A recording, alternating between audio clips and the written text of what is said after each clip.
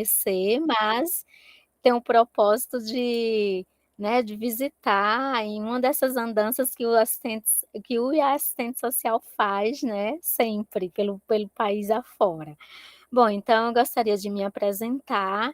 Eu sou a Lígia, né, eu sou uma mulher de pele branca, estou vestindo uma roupa de cor vermelha, uso óculos, o fundo da minha imagem tá com livros, né, atrás, estantes de livro atrás. Então, assim, eu gostaria inicialmente de cumprimentar o CRES, né, as entidades que estão aqui, a BEPS, a professora Artane, a Maria Lúcia, os monitores que estão aqui, dizer que eu estou representando na noite de hoje o GPS, né? Então, eu quero saudar com muita alegria, de verdade, né? Eu sou professora do curso de Serviço Social aqui de Roraima, né? Desde 2006, sou assistente social também do Instituto Federal de Roraima desde 2008, e aí eu estou no GPS desde 2000 e... Ai, já perdi até a conta, acho que 2014, né?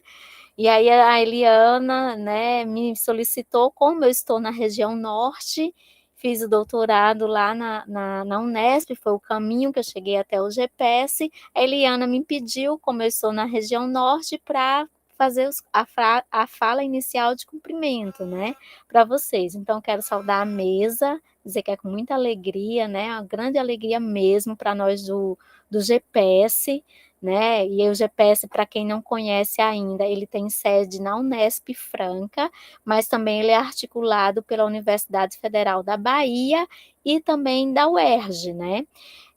Então, gostaria de receber com muito carinho, né, esse encontro, né? E em nome do GPS agradecer de verdade aos coordenadores, que a gente sabe que não é fácil pela vida cotidiana que nós temos, né? Saudar as assistentes, os assistentes sociais do Amapá, né, pelo empenho na realização desse encontro.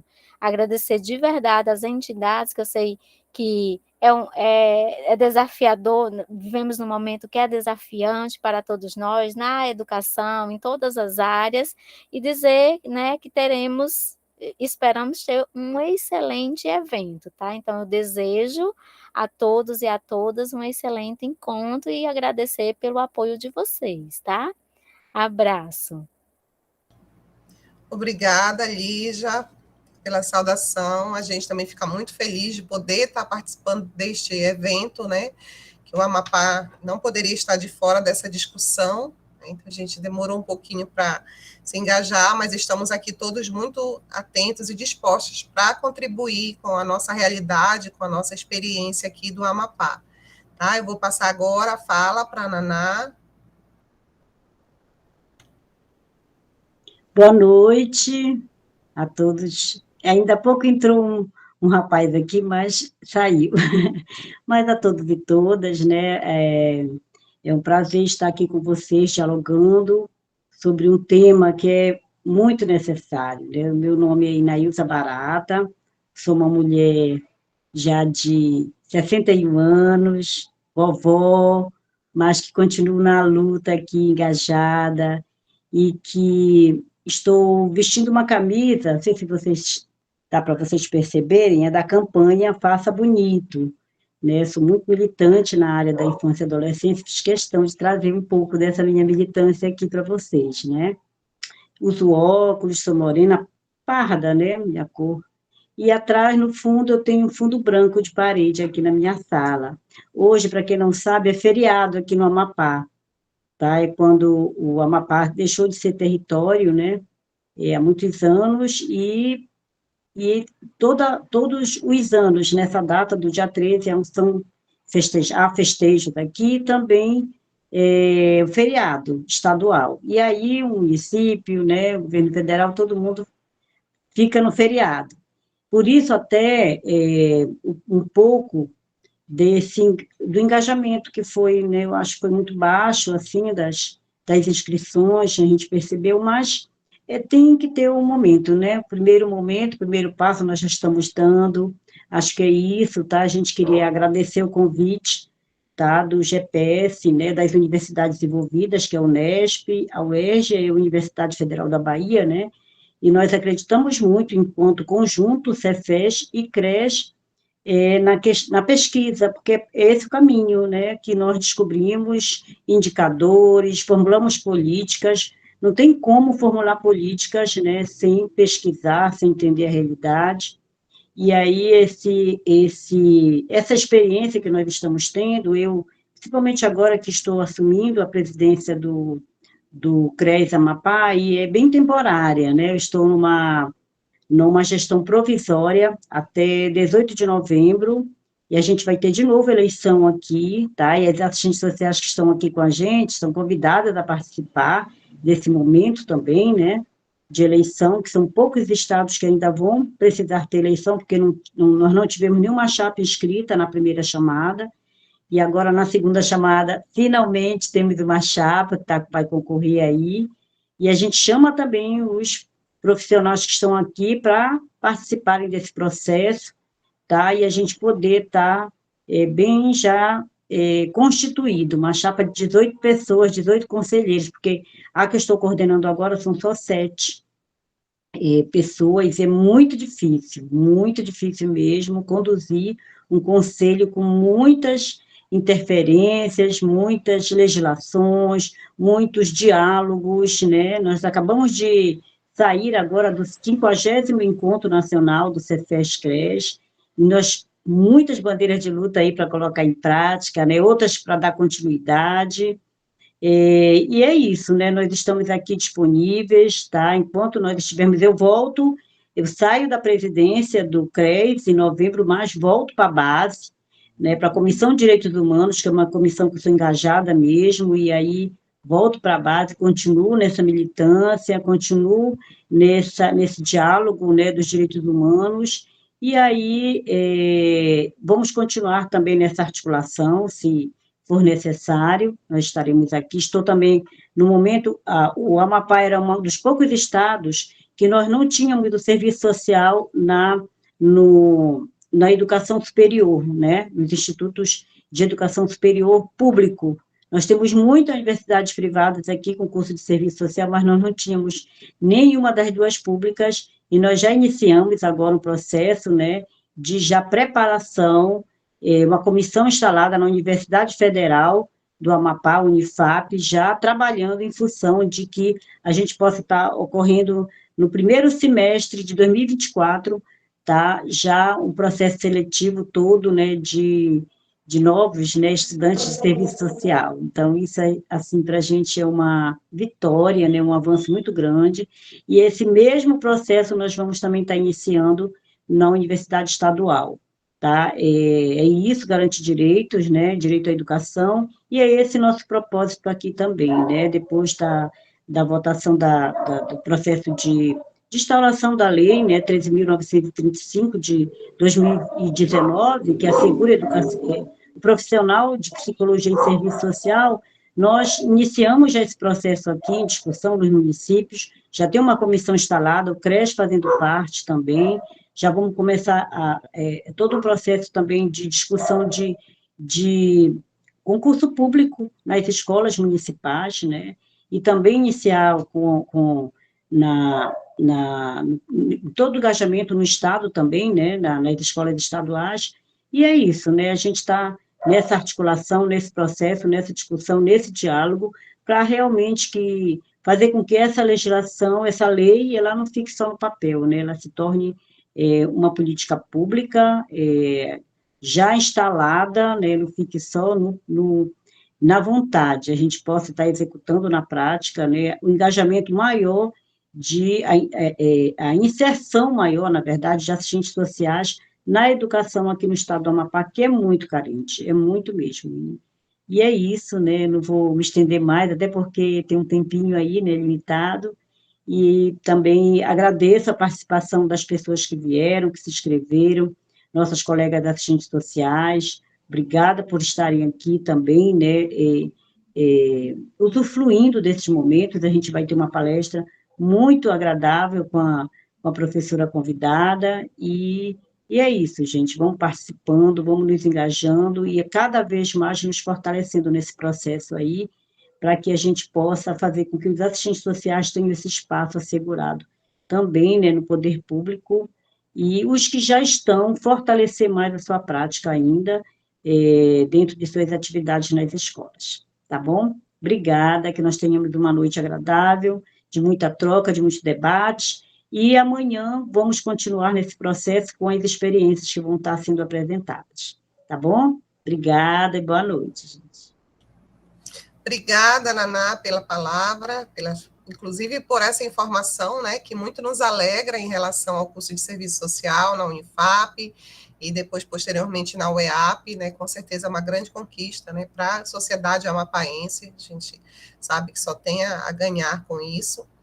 E eu e a Naná, quando soubemos desse evento, né, prontamente nos dispusemos a colaborar com o GPS, né, para que o Amapá, ainda que com a nossa realidade de poucos profissionais inseridos, né, nós pudéssemos ter esse espaço de troca, realmente, das nossas experiências, né, inclusive a partir da palestra que nós teremos da professora Artane, né, que vai também poder trazer um pouco da realidade da educação aqui no nosso estado.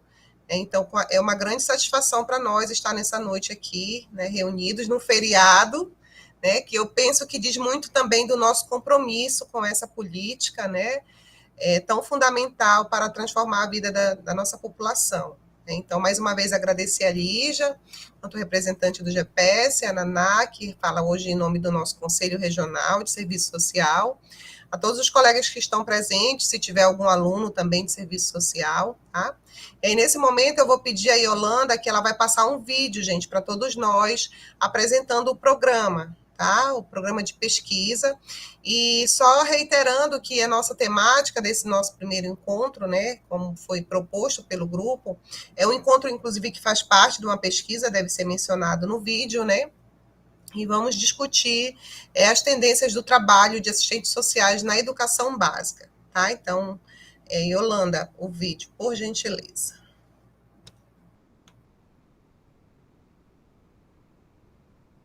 Saudações a todos, todas e todes. Meu nome é Eliana Bolorino Canteiro Martins, sou líder do Grupo de Estudos e Pesquisa sobre Serviço Social na Educação, o GPS, e hoje estou aqui nesses encontros, nos primeiros encontros estaduais sobre a pesquisa do serviço social, tendências do trabalho do assistente social na educação básica, para trazer para vocês, né, uma apresentação do que é esse grupo e também dos objetivos gerais dessa pesquisa. O GPS é um grupo de estudos e pesquisa sobre serviço social na educação, criado e inscrito no diretório do CNPq em 2010, aqui na Unesp, campus de Franca, por mim. É um grupo interdisciplinar que tem participantes da graduação, da pós-graduação, profissionais de serviço social e de outras áreas relacionadas à educação, tais como docentes, psicólogos, pedagogos e demais profissionais interessados nesse tema. O GPS ele é interinstitucional, essa é uma particularidade. O que significa isso? Que ele articula 3 universidades, a Unesp, campus de Franca, Universidade Estadual Paulista, a UERJ, do Rio de Janeiro, Universidade Estadual do Rio de Janeiro, e a UFABA, da Bahia, Universidade Federal da Bahia. Nessas universidades, nós temos também outros coordenadores que compõem comigo esse grupo de pesquisa. A nossa coordenação é uma coordenação coletiva. Então, na UERJ, nós temos o professor doutor Ney Luiz Teixeira de Almeida, o professor doutor Carlos Felipe Moreira Nunes Moreira, temos na Universidade Federal da Bahia a professora Adriana Freire Pereira Ferriz. Então, esse grupo de coordenadores fazem uma gestão coordenada do grupo de pesquisa sobre serviço social na área da educação. Vou contar para vocês um pouquinho das linhas de pesquisa do GPS. A primeira, política de educação por níveis de ensino, educação básica, ensino superior e todas as modalidades de ensino, educação especial inclusiva, educação rural, educação indígena e educação profissional. A segunda linha é a produção de conhecimentos referente ao serviço social na área da educação. A terceira linha é a organização e movimentos sociais na área da educação. E, por fim, a quarta linha, trabalho profissional do serviço social na área da educação. Agora eu vou comentar com vocês, de forma bem geral, do que se trata a pesquisa do GPS integrada, que é intitulada Tendências do Trabalho do Assistente Social na Educação Básica Pública no Brasil. Por que o interesse do GPS em construir essa pesquisa? Primeiro, pela luta, para aprovação e implementação da Lei 13.935/2019, que dispõe sobre a prestação de serviços de psicologia e serviço social na rede pública de ensino. Como todos sabem, essa categoria profissional, através do conjunto Cefes-CRES, ABEPS, Enesso, tem realizado um movimento amplo para a aprovação dessa lei e agora para a implementação dessa lei em todo o território nacional. Esse trabalho, ele também foi realizado a partir da verificação, da constatação que o conjunto Cefes-CRES não tinha um mapeamento da presença dos assistentes sociais que atuam na área da educação básica pública em todo o território nacional. Portanto, o GPS, como um grupo de pesquisa, tem a função de produzir conhecimentos, de produzir pesquisas que atendam às demandas dessa categoria profissional. Portanto, realizar essa pesquisa surgiu desse interesse, de efetivar esse mapeamento e analisar quais são as tendências do trabalho do assistente social na educação básica pública em todo o território nacional. O objetivo geral é analisar o trabalho do assistente social na educação básica em todo o território nacional. Os objetivos específicos é identificar os profissionais que compõem, junto com os assistentes sociais, a equipe técnica, de forma específica, o psicólogo na área da educação básica. O outro objetivo é identificar as condições funcionais de trabalho de assistentes sociais que atuam na educação básica nas regiões do Brasil.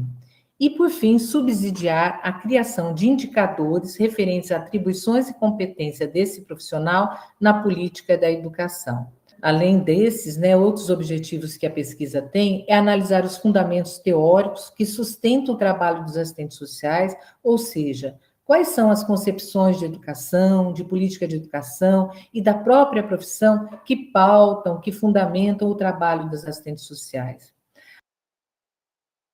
Promoção Fim de Semana do Cuidado Dove. Acesse o site e saiba mais. Analisar as requisições e as respostas profissionais desses assistentes sociais.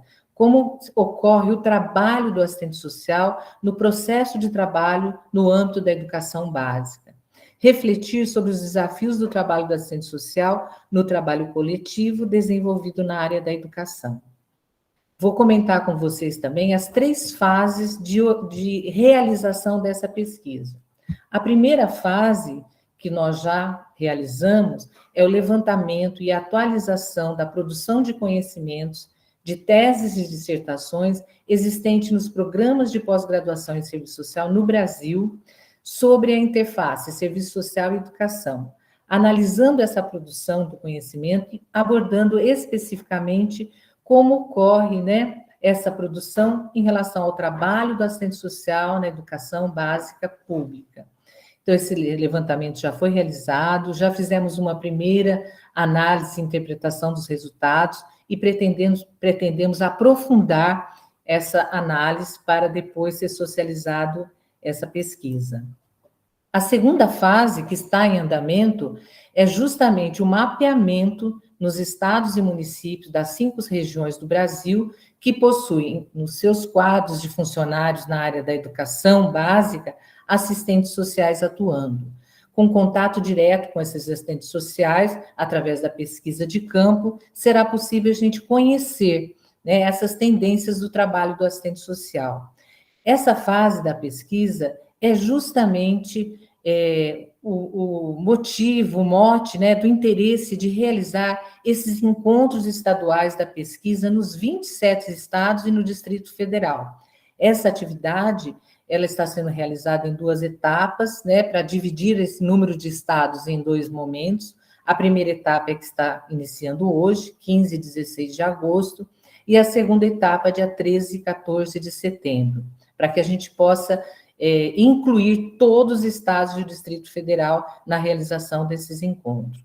Nessa fase, eu quero, assim, registrar a valiosa contribuição das entidades representativas do Conjunto Cefes-CRES, ABEPS, Enesso, e colaboradores integrantes do GPS ou parceiros dessa atividade.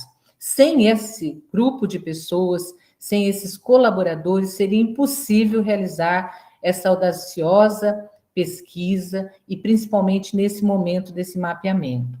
As informações referentes à presença do assistente social na educação básica, tanto estadual quanto municipal, de todos os estados, será essencial para efetivar a parte da pesquisa de campo, porque se a gente não tem localizados os assistentes sociais, a gente não tem como enviar, através do Google Forms, um formulário para identificar, né, quais são os desafios, quais as condições de trabalho e quais são as tendências do trabalho do assistente social na educação básica. Então, essa é a etapa que a gente vai realizar após a realização desses encontros estaduais.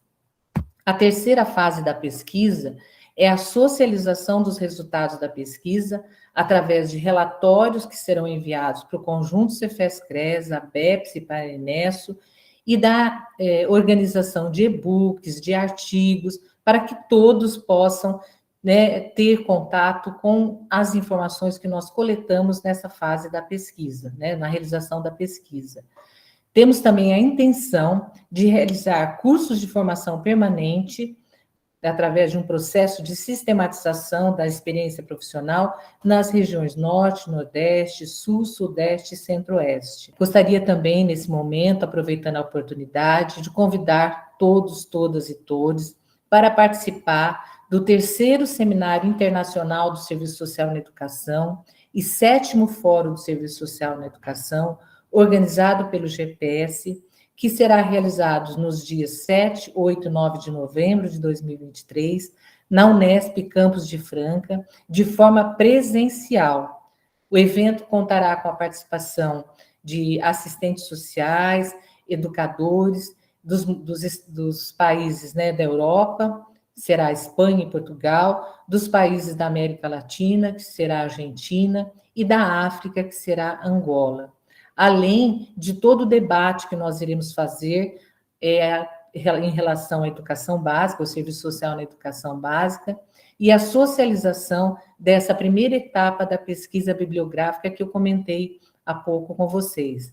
Agradeço imensamente a participação de vocês, a participação de todos que estão aqui. Mais uma vez agradeço ao Conjunto Cefes-CRES, a BEPS, Enesso e a todos e todas e todos colaboradores, estudantes, né, de serviço social da graduação, da pós-graduação e profissionais integrantes desse grupo que não têm medido esforços para que aconteça esses eventos para mobilizar essa segunda etapa da pesquisa que nós estamos realizando.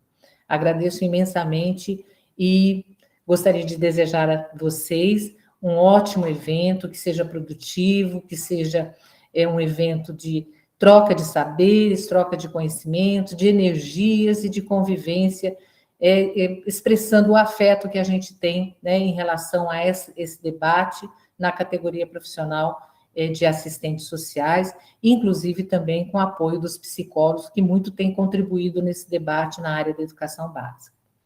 Boa noite, muito obrigado. Vou passar agora a palavra para o coordenador de cada estado dar continuidade a esse primeiro encontro estadual sobre a pesquisa do GPS em todos os estados do território brasileiro e no Distrito Federal. Muito obrigado.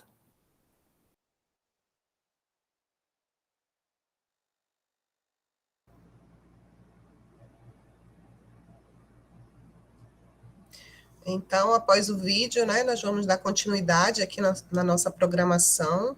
Como vocês viram, esse evento é parte, né, dessa pesquisa. A segunda etapa dessa pesquisa consiste na realização desses eventos que estão ocorrendo em todos os estados, né, do Brasil, exatamente para trazer a discussão a respeito da nossa prática, né, nos espaços da educação, nos níveis do ensino básico. Então, de fato, é um momento muito importante para nós, e para contribuir, né, com essa discussão e com essa temática tão significativa, nós convidamos também a somar conosco, né, com toda a sua experiência, com todo o seu conhecimento, a professora Artane Figueiredo, da Unifap, né, que muito gentilmente, apesar do curto tempo, né, aceitou o nosso convite em contribuir conosco, e eu particularmente fiquei muito feliz, porque ainda não tinha tido a oportunidade de conhecê-la, mas estivemos em contato nos últimos dias, né, para acertar, e é com muita alegria que a gente dá as boas-vindas a ela nesse evento, né. Eu vou ler para vocês o currículo da professora Artane, e em seguida passaremos a fala para ela, né, com o tempo de 40 minutos, para em seguida fazermos o debate. Como nós iniciamos a gravação depois, eu vou só reforçar os colegas que chegaram depois. Eu sou Maria Lúcia Barroso, sou assistente social há 10 anos na rede federal, aqui no Instituto Federal do Amapá, no campus Macapá, tá? Vou passar agora para vocês o currículo. Professora Artane Menezes Figueiredo, ela é professora permanente do Programa de Pós-Graduação em Educação da Universidade Federal do Amapá, Unifap.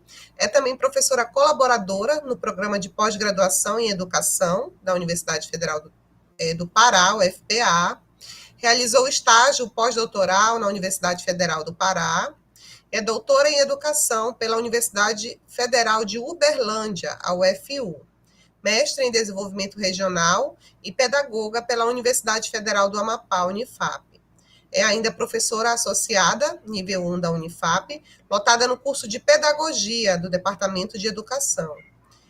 Professora Artane é também vice-coordenadora e professora do Programa de Pós-Graduação em Educação da Unifap, o PPGED, e atua como docente em vários cursos de licenciatura, na especialização em Políticas Educacionais, CEP, e no mestrado em Educação do PPGED. É pesquisadora do Programa Nacional de Cooperação Acadêmica na Amazônia, o PROCAD Amazônia, o qual integra as instituições Unifap, UFPA e Universidade Estadual de Roraima, a UER. Líder do Núcleo de Estudos em Currículos e Processos Formativos de Educadores e Educadoras nas Amazônias, o NUCFOR, cadastrado pelo CNPq, que compõe uma rede de pesquisadores e artistas de várias áreas para estudos e programações culturais envolvendo as Amazônias e sua diversidade sociocultural. É coordenadora institucional do Programa de Iniciação à Docência, o PIBID, da Unifap. Membro da Rede de Estudos em Educação Superior, Universitas, da Associação Nacional de Política e Administração em Educação, ANPAE, e da Associação Nacional de Pós-Graduação e Pesquisa em Educação, ANPED. Desenvolve pesquisas vinculadas a áreas de currículo, trabalho docente e formação de professores, na educação básica e superior, com ênfase nos estudos voltados às Amazônias. Autora de livro e capítulos de livros, possui artigos publicados em periódicos qualificados pela CAPES, é organizadora de livros e e-books, em parcerista ad hoc em periódicos nacionais. Participa regularmente na condição de palestrante e organizadora de eventos, com destaque para a 4º Amped Norte, realizada aqui em Macapá, no Amapá. Então, nós damos as boas-vindas mais uma vez à professora Artane, né? Agradecemos imensamente pela sua colaboração conosco nessa noite, né? E eu passo a palavra para que ela possa fazer a exposição, né, da temática que nós solicitamos, que é a respeito da política de educação básica no Amapá, desafios e perspectivas. Muito obrigada, Lúcia. Primeiramente, queria saber se o áudio está bom para vocês. Dá para Eu acho que bem? se puder aumentar um pouquinho mais, pelo menos para mim parecer um pouquinho distante. Eu vou tentar aproximar, porque o meu computador... Melhorou? Melhorou. Tá, então vou também tentar apostar um pouco mais a voz, tá? Primeiramente, fazer uma autodescrição, né, que vocês estão fazendo, e como vai ficar gravado em vídeo. eu não sei me autodescrever muito bem, mas eu sou uma pessoa de pele branca, estou com os cabelos pretos e presos, num rabo de cavalo, né? Uso um vestido, não dá para ver que é um vestido, mas é um vestido um pouco colorido, como se fosse estampas de patchwork, né? Eu gosto dessa mistura de diversidades. Tenho aqui no meu espaço um quadrinho, alguns objetos dentro daqui da minha estante, alguns objetos que a gente vai ganhando nas bancas que a gente participa. Eu faço a minha pequena coleção, um vasinho de flores, né, representando aqui a vida, e eu gosto muito de girassóis, então estou sempre com um pouquinho de girassol perto de mim.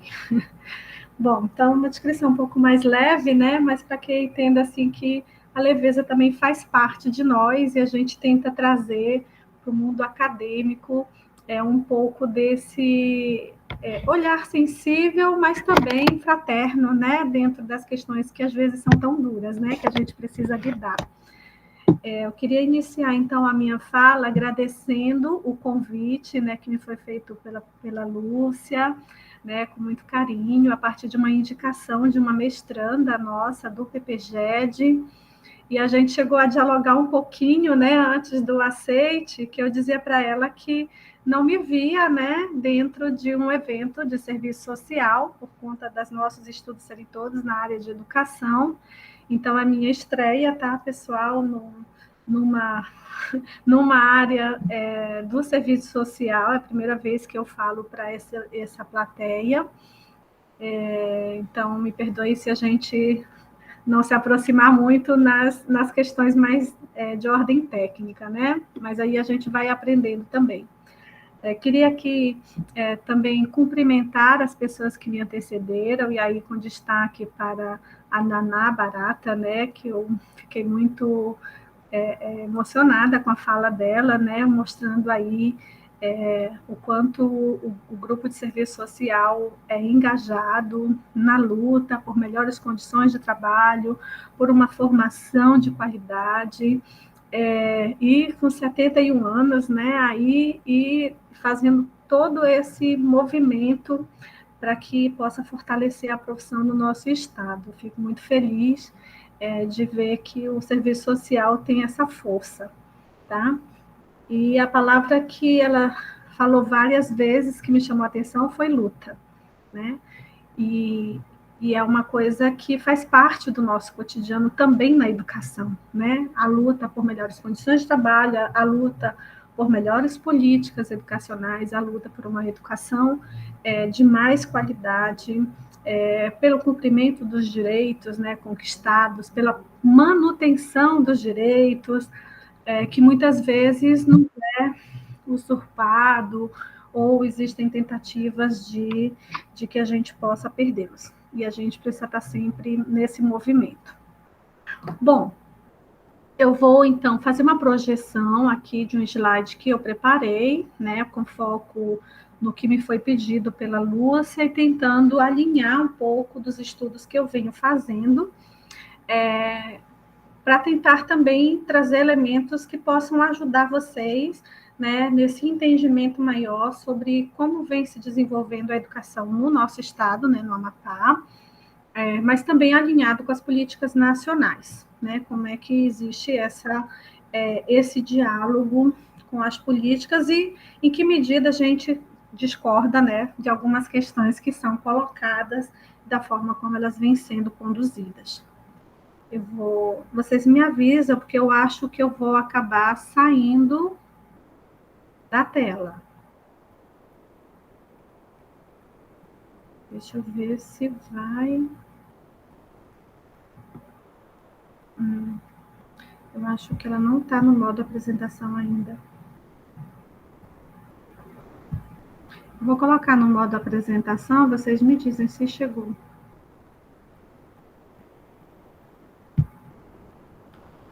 Visualizam o modo apresentação? Lúcia? Ainda não. Não? Aparecendo, mas ainda não no modo apresentação. Tá, Então, eu vou tirar aqui da apresentação. Não vai. Eu vou ter que, primeiramente, colocar o modo apresentação aqui, para depois postar.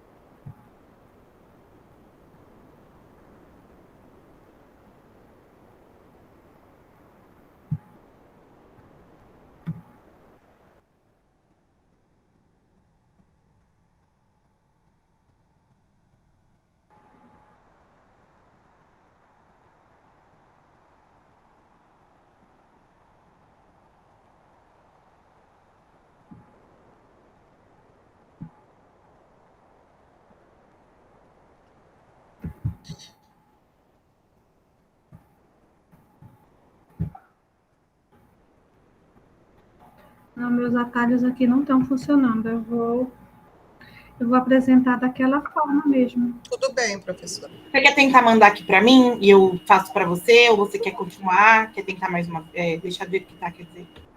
Tá, mas como eu te mando? Você tá no grupo do Amapá? Tá tudo certinho? Você Não, eu só Não, tenho mas o eu posso contato da Lúcia. colocá-lo. Tá, eu você faz posso isso mandar mim? para a Lúcia. Deixa eu fechar Tá. para eu poder mandar. Perfeito, aí você me manda aqui, Lúcia, aí eu tento abrir, pode ser? Ok, pode ser. Deixa eu pegar aqui.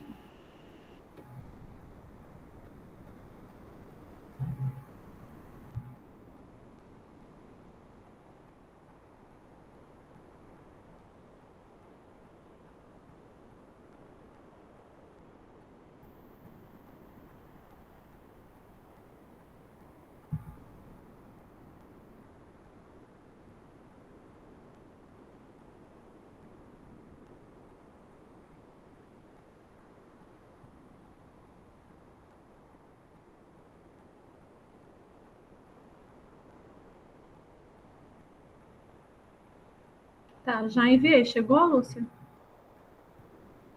Chegou sim, professora. Tá. Prontinho, então.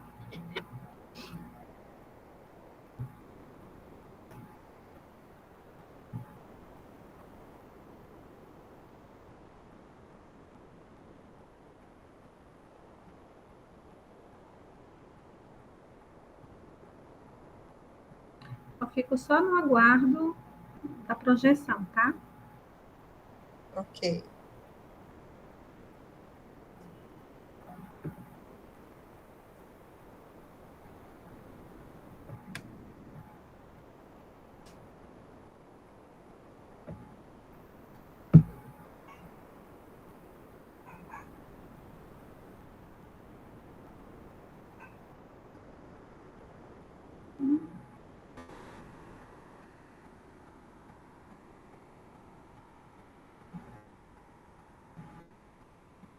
Conseguiu abrir, Yolanda?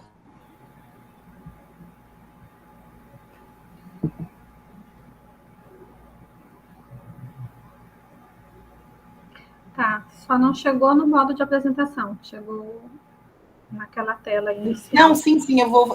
desculpa, gente, eu vou apresentar aqui só um minutinho. Peraí. Fala para mim se está dando para me ver mexendo. Foi ou nem também? Não. Tá. Então não é uma janela que apresenta lá. Só um momentinho. Bom, vou tentar aqui mais um parar e apresentar de novo.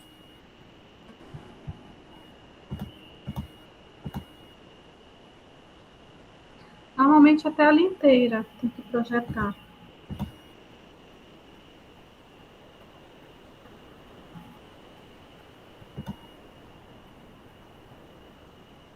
Ó, vou tentar de novo, tá, meninas? Aí vocês me falam, aí se não der, tudo bem também. A gente segue assim, tá? Eu vou abrir aqui. Tá dando para ver? Tá, mas ele continua sem ser no modo de E apresentação. agora? Agora foi. Beleza, perfeito então. Vamos Ok, lá. agora. Só para ocultar. Fica uma barrinha, isso. Bom, então vamos lá, tá, gente? O título, né, da apresentação é a Política de Educação Básica na Amapá, né? Como era um título já definido, a gente queria colocar alguns elementos a mais, mas ficou assim mesmo, tá bom? Pode passar.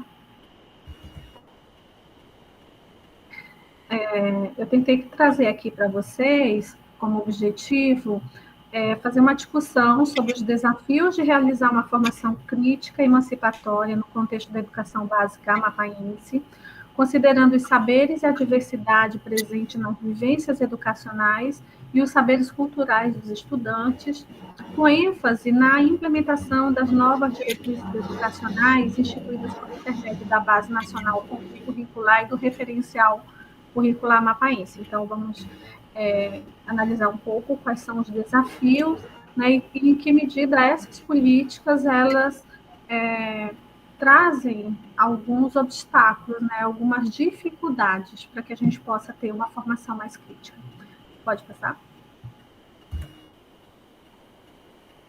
Bom, a gente vai começar trazendo alguns elementos aqui mais gerais, tá? Então, a gente parte aqui da ideia, né, da desigualdade social, e o Brasil, como todos nós sabemos, e aí vocês, especialmente do serviço social, estudam muito a questão da desigualdade social, dos impactos dessa desigualdade, também na questão educacional, na questão econômica, política, e algumas informações, né? Então, o IBGE de 2020, ele apontou, a partir dos dados do Banco Mundial, né, no relatório World Development Indicators, que o Brasil ainda era um dos países mais desiguais do mundo em distribuição de renda. Naquele momento, ficava entre o 9º país mais desigual nessa avaliação. Em 2022, houve uma mudança, né, nesse quesito desigualdade, mas muito em função de, por ser um ano eleitoral, ter sido liberado muitos recursos provenientes de políticas assistencialistas, então houve uma redução nessa desigualdade, de acordo com os dados do IBGE. Tá? Mas eu não trouxe aqui informação porque não tinha algo mais específico. Um site chamado GIF Notícias fez um destaque em 2022 que desde o início da pandemia de Covid-19, passa a surgir um novo bilionário no mundo a cada 26 horas. Então, assim, gente, um paradoxo, né? Que a pandemia foi uma situação que afetou o mundo inteiro. Yolanda, o teu áudio acho que está ligado, bebê. O mundo inteiro... Yolanda, o áudio está dando interferência. Precisa desligar o áudio. E aí, contraditoriamente, ao invés de os bilionários perderem recursos, eles aumentaram, né? Então, houve novos bilionários, por quê? Porque houve uma exploração, né, do mercado financeiro muito grande nesse período. E aí, os 10 homens mais ricos do planeta dobraram as suas fortunas, enquanto mais de 160 milhões de pessoas foram empurradas para a pobreza. Então, a desigualdade no período da pandemia, ela não reduziu, ela ampliou, né, no mundo. Pode passar? Depois a gente vai ver. Pode passar, Yolanda.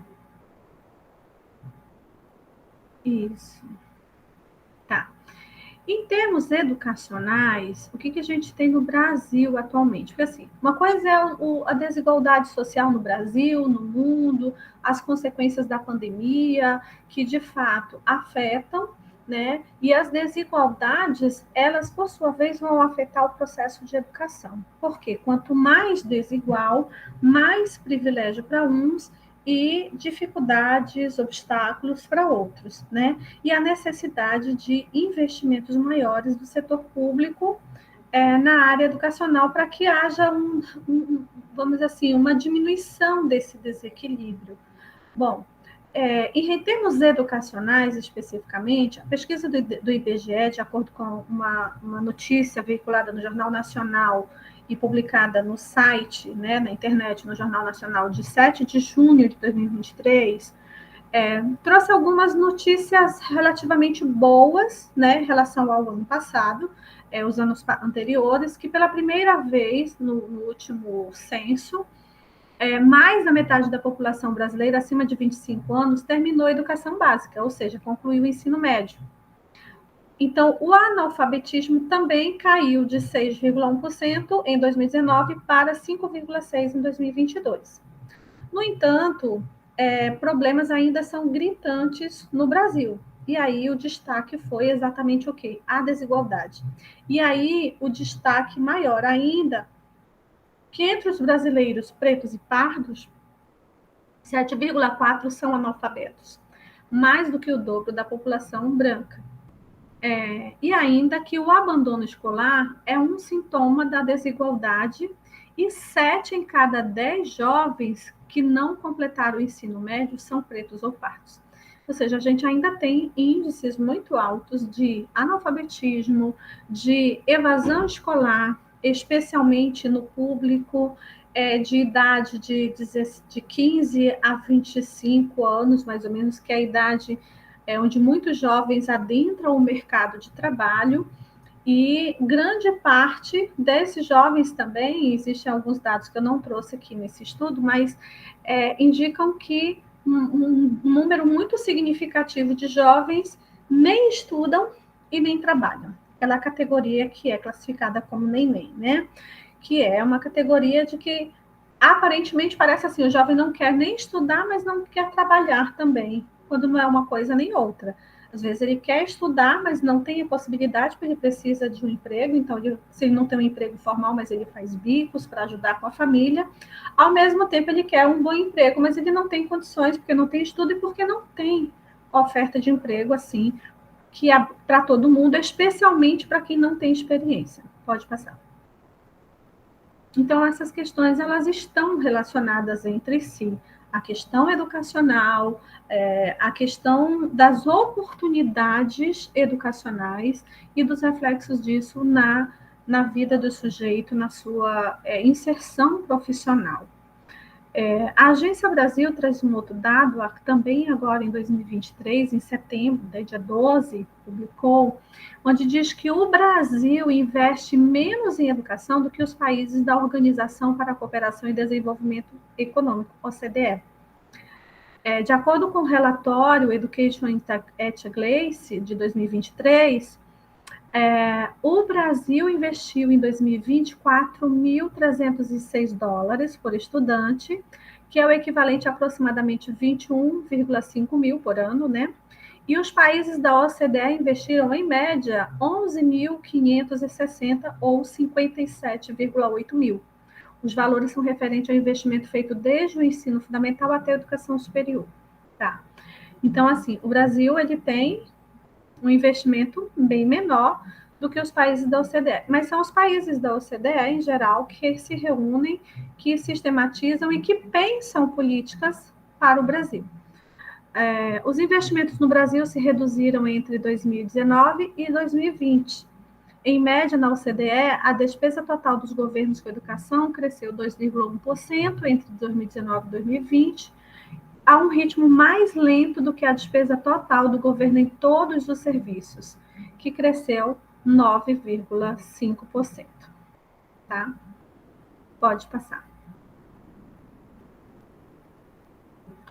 Então, assim, são somente alguns dados para a gente ver que o Brasil, em termos mundial, ele tem um descompasso em termos de investimentos na área educacional, assim como ele tem um nível de desigualdade considerado muito alto, o que dificulta também o acesso à educação para as camadas mais populares, né, para as camadas mais pobres do país. E aí a gente vai ver como que isso tem impactado no Amapá e também nas questões educacionais que estão aqui dentro do nosso estado, né? Então, o Amapá é um estado que está na região norte, a capital é Macapá, ele tem uma área territorial de 142 milhões, acho que é isso. 142.470,762 quilômetros quadrados. A população em 2020 era 861.773 habitantes, então menos de 1 milhão de habitantes. A densidade demográfica, 4,69 habitantes por quilômetro, então é baixa, né, considerando que a gente tem muitas áreas indígenas, muitas reservas ambientais, regiões quilombolas, então nós temos uma área verde, uma área preservada ainda muito grande. O índice de desenvolvimento humano 0,708 e o clima equatorial úmido. Então, aqui é uma das regiões que chove bastante em determinada época do ano. Pode passar, para quem não é do Amapá, né?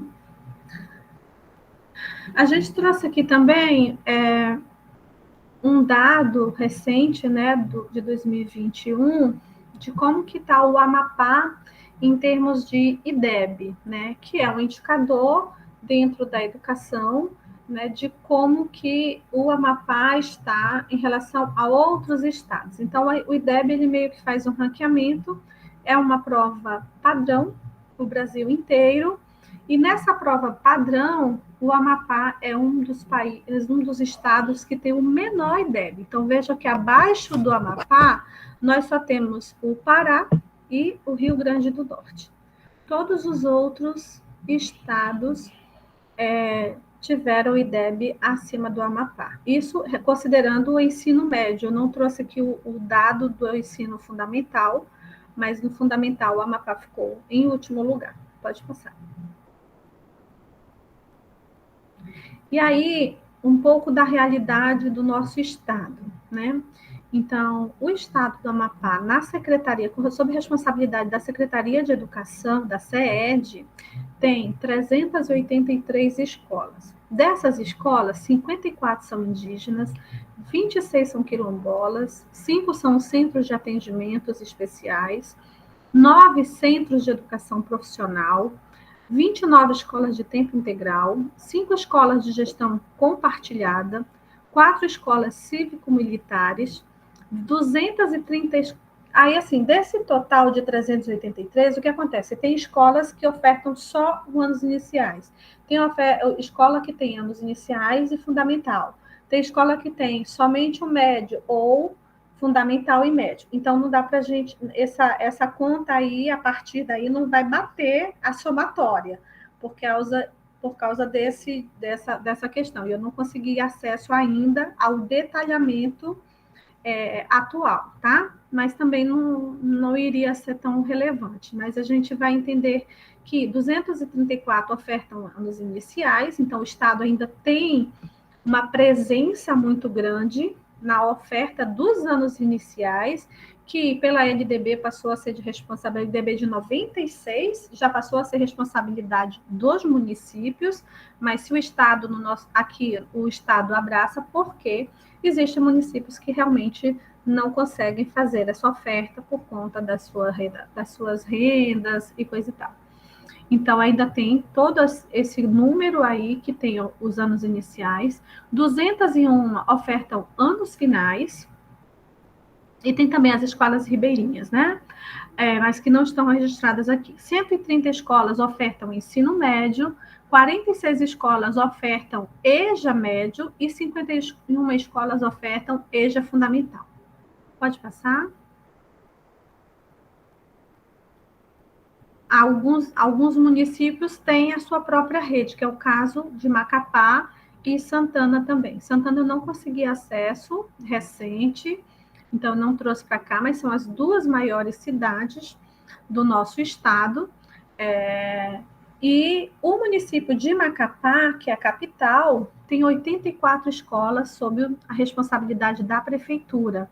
13 são escolas de educação infantil, um é centro de atendimento à criança autista e 60 são escolas dos anos iniciais do ensino fundamental. E isso, elas estão distribuídas na área urbana e na área rural, tá? Não está discriminado aqui. Pode passar. E aí a gente destaca também que no Amapá, o ensino médio e o ensino dos anos finais do ensino fundamental, em grande medida, são de responsabilidade de um programa que se chama SOME, tá? O SOME é o Sistema Organizacional Modular de Ensino, e ele possui um total hoje na sua equipe de 9 pedagogos, 355 professores, que vão atuar em 68 escolas da rede pública, que estão distribuídas em 15 municípios do estado do Amapá. Inclusive, a capital tem algumas escolas, né, de área distritais, né, de áreas próximas, rurais, que são atendidas pelo SOME, tá? Tem um município só, Serra do Navio, que não possui o atendimento do SOME. Por que tem aí o total de professores e não de escola? É porque as escolas onde os professores atuam são da rede estadual, tá? Então, o Estado é o responsável pelas escolas e o SOME é a equipe de professores que trabalham de forma modular, em formato de rodízio. Então, como acontece? Os estudantes elas têm aula presencial em 4 módulos, com 50 dias letivos cada. Então, em cada módulo, ele vai ter ali 2, 3 professores que estarão na comunidade, professores do SOME, e que vão ministrar de forma intensiva as suas disciplinas. Por exemplo, português, matemática, história. Então, quando sai esse bloco de professores, vem um outro bloco de professores e assim sucessivamente. E quem é do Amapá conhece essa dinâmica. E ao fim de cada módulo, tem 3 dias para recuperação, se necessitar. Muitas vezes acontece de ficar lacunas por falta de professor, né? Que a gente tem muita carência aqui, especialmente na área de exatas. Muitas vezes, mesmo o contrato administrativo não supre a carência e o aluno fica com a lacuna no seu currículo, que às vezes, no final, ele faz uma prova compensatória para pegar o seu registro formativo, mas nem sempre essa consegue atender 100% da carga horária que o aluno tem direito, né? Então, isso certamente também é um dos fatores que vai impactar em quê? Nesses resultados dessas avaliações nacionais, né, que são padronizadas a partir de um determinado currículo e que esses jovens também fazem parte, tá? Eles também são avaliados, eles também as suas notas vão impactar nesse IDEB que o nosso estado recebe. Pode passar. Tá, e a gente está falando em currículo, né? Porque dentro da educação, né, o que vai definir a qualidade do ensino é o currículo, né?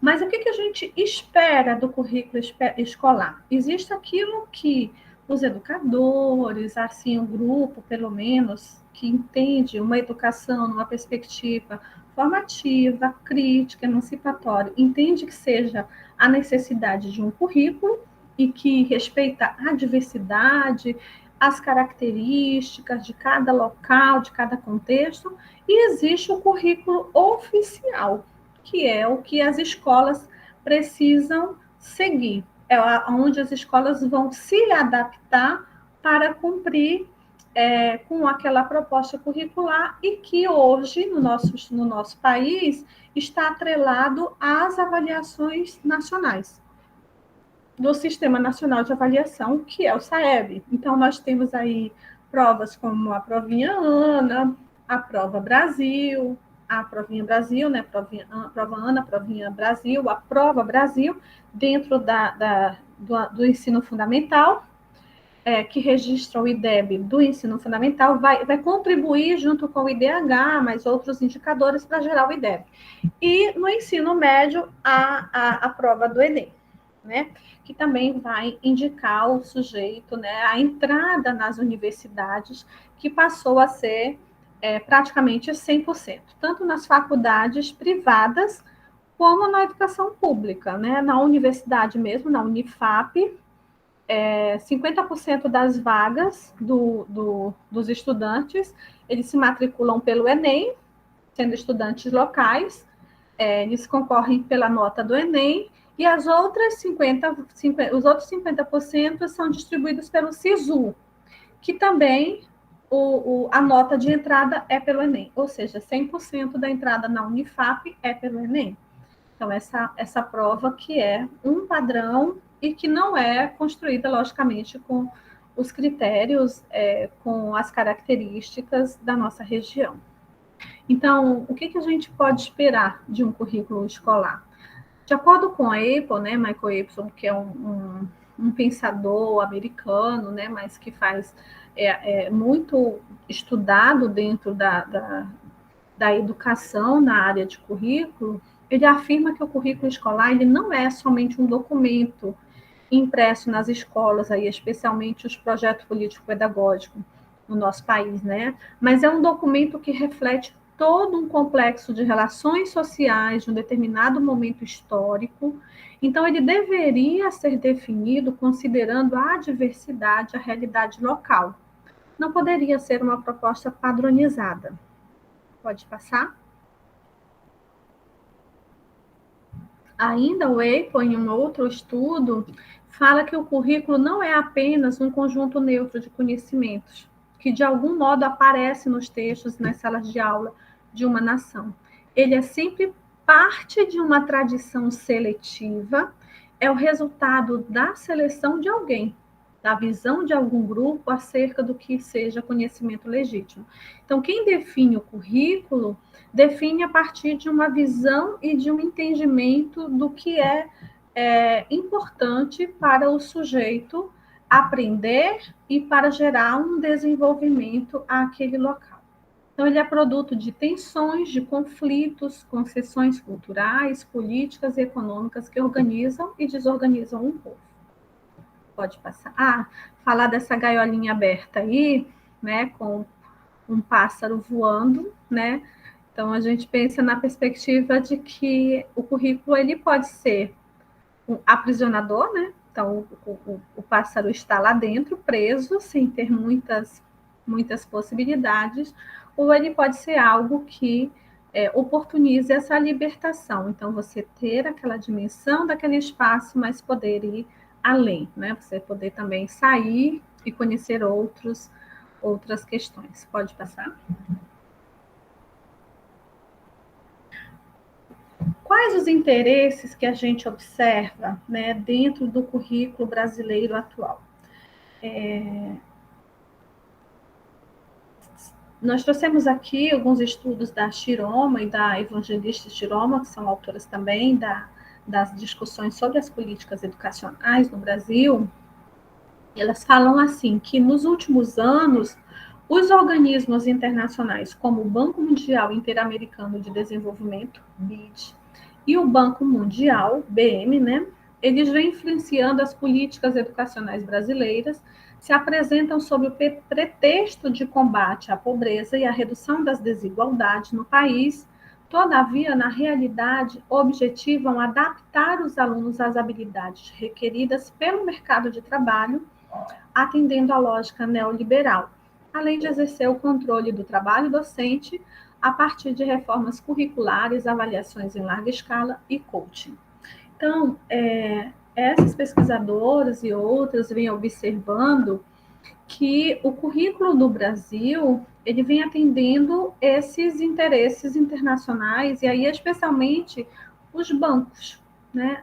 Agências bancárias, né, que financiam ações no país, condicionando que algumas ações na área educacional sejam implementadas, e também nessa perspectiva de fazer uma adaptação do trabalhador ao mercado de trabalho, nessa perspectiva neoliberal, que hoje a gente entende que é uma lógica que é da flexibilização, da meritocracia, que na verdade não é meritocracia, porque não oportuniza a igualdade de condições para todos, mas é da competitividade, da lucratividade, inclusive muitas pessoas ligadas a essas instituições financeiras e a grupos empresariais de grande poder econômico fazem parte do CNE, o Conselho Nacional de Educação do nosso país, que é o órgão, a instância deliberativa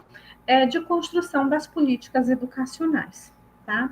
Então, instituições como Banco Itaú, Banco Bradesco, Instituto Natura, Nova Escola, Fundação Lema, são algumas, né? Ser Educacional, hoje a Croton. Então, são instituições que, de alguma forma, se beneficiam com a questão empresarial, na medida em que vão também ali construindo mentalidades, né, de que tipo de sujeito formar para atender aquilo que o mercado quer do trabalhador atual. Pode passar?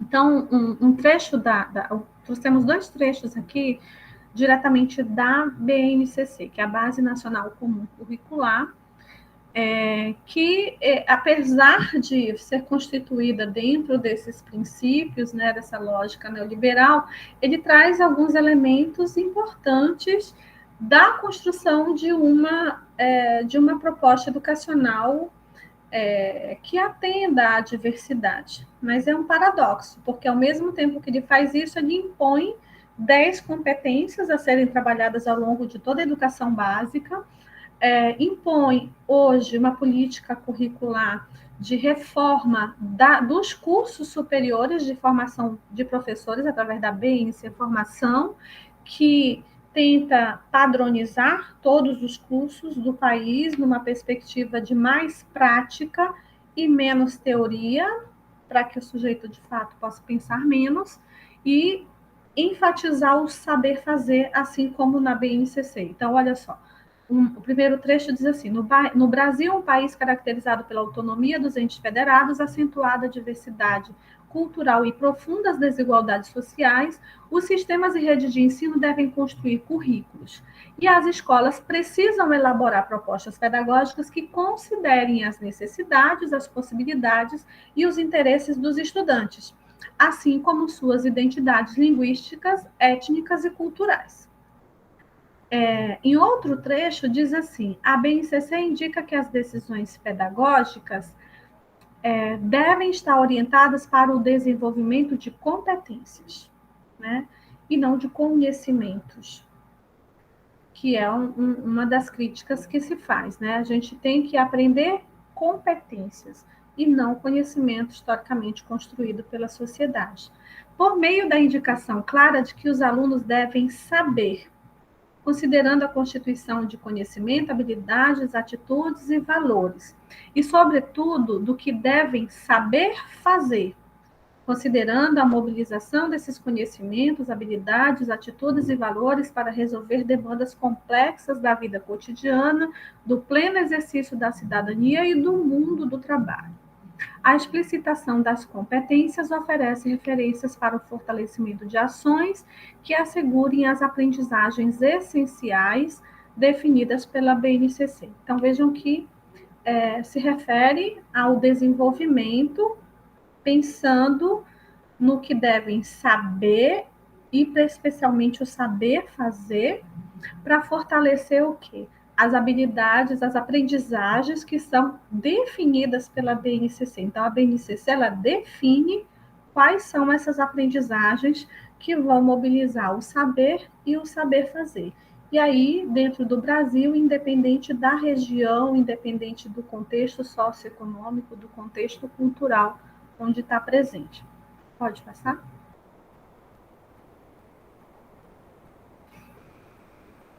Tá. Que fala que é um documento normativo que define o conjunto orgânico e progressivo das aprendizagens essenciais que todos os alunos devem desenvolver ao longo das etapas de mobilidade da educação básica.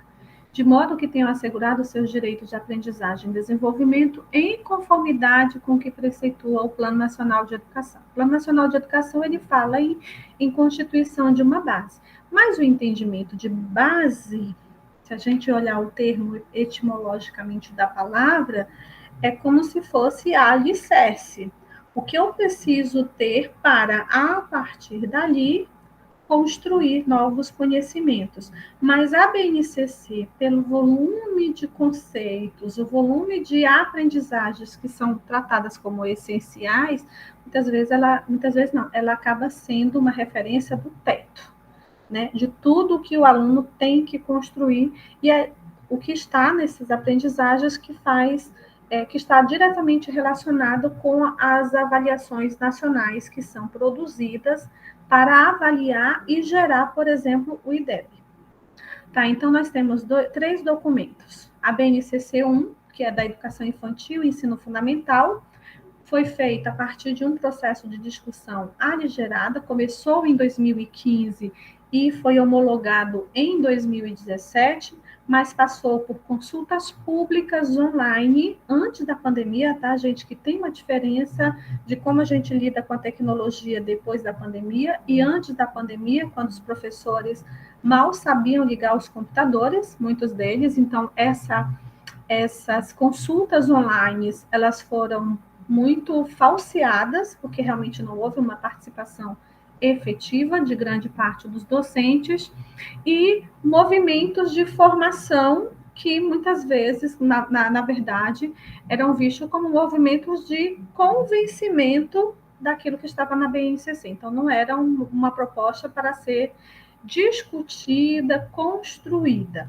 Tá? Então, ela foi apresentada durante essas referências. A BNCC do ensino médio, por sua vez, ela surgiu em 2018. Não teve essa discussão.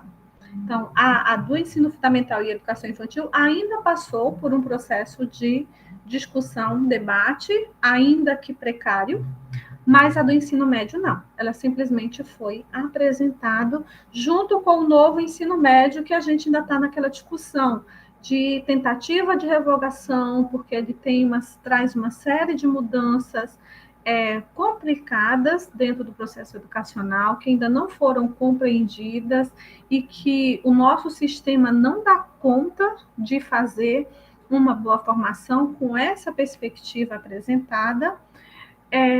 E temos aí em discussão também a BNC Formação, que é o complemento desse pacote, agora destinado ao ensino superior. Então, ela foi aprovada sem nenhuma discussão em 2019, ela foi apresentada a toda a comunidade educacional, com alterações significativas no percurso formativo de formação e no acompanhamento dos profissionais. Aí, um destaque para o curso de pedagogia, que é o curso que eu faço parte, que passa a ter uma outra configuração daquilo que se entende que é a formação do pedagogo, e que está em discussão também na perspectiva de grande parte dos educadores de uma possível revogação. Né? O que os educadores querem é que seja revogado e que as diretrizes curriculares nacionais que foram construídas coletivamente dentro do nosso país,